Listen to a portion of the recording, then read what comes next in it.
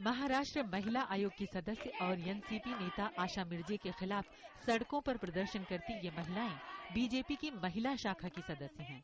ये लोग आशा मिर्जे के उस बयान का विरोध कर रही हैं जो उन्होंने महिलाओं के बारे में दिया है। पूरी कहानी बताने से पहले आइए आपको सुनाते हैं मिर्जे का ये विवादित बयान।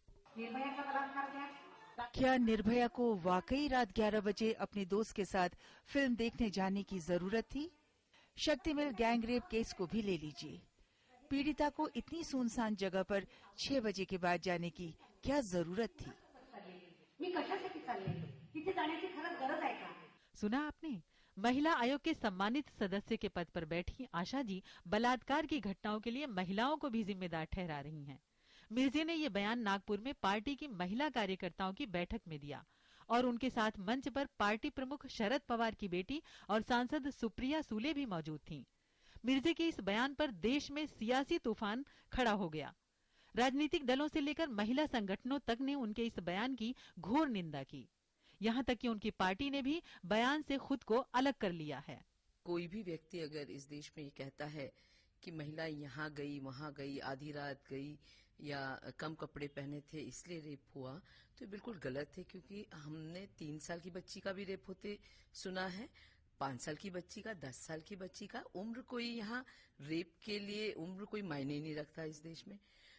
तो निश्चित ही ये कहना कि कोई महिला ने दोषी है रेप के लिए बहुत गलत होगा।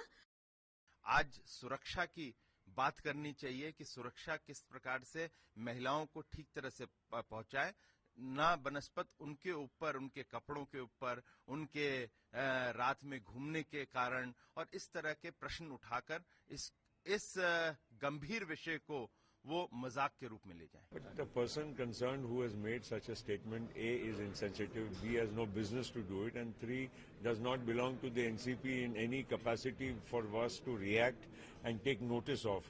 I don't think I am hearing the name for the first time that I should react to somebody who claims to be from my party. And if at all somebody has made such an insensitive statement, we will take action if the person belongs to our party. महिला आयोग ने भी मामले को गंभीरता से लेते हुए उनके खिलाफ कार्रवाई की बात कही है।